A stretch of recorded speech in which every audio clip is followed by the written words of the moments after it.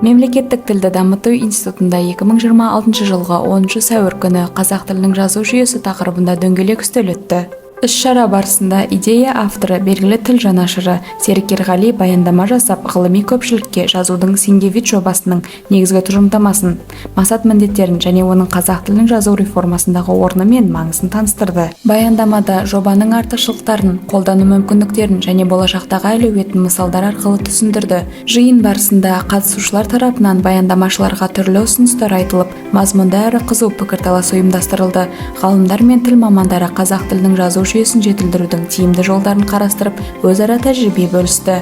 Сонымен қатар қатысушылар қазақ тілінің дыбыстық жүйесін дәл таңбалайтын тиімді жазу үлгісіне қатысты ұсыныстарын ортаға салды. Дөңгелек үстелді Мемлекеттік тілді дамыту институтының атқарушы директоры, филология ғылымдарының кандидаты Бижомарт Қапалбек жүргізді.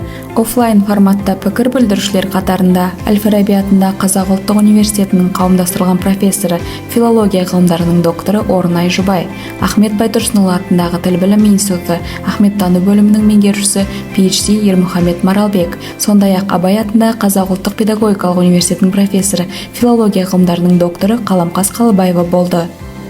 Олар ұсынылған жоба бойынша терең талдау жасап, жазу жүйесіне қатысты ғылыми пайымдарын ортаға салды.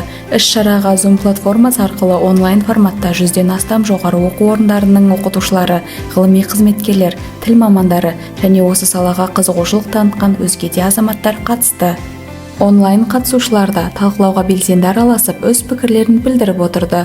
Әл-Фараби атындағы Қазақ ұлттық университетінің профессоры, филология ғылымдарының докторы Салқынбай Анар, тілтанушы, фонетист маман, филология ғылымдарының кандидаты Болат Боранбай онлайн қатысып, баяндамашыға сұрақ қойып пікір білдірді.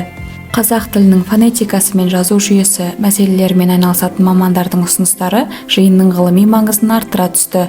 Іс-шара барысында көтерілген мәселелер қазақ тілінің жазу жүйесін жетілдіру бағытындағы маңызды қадамдардың біріне жатады.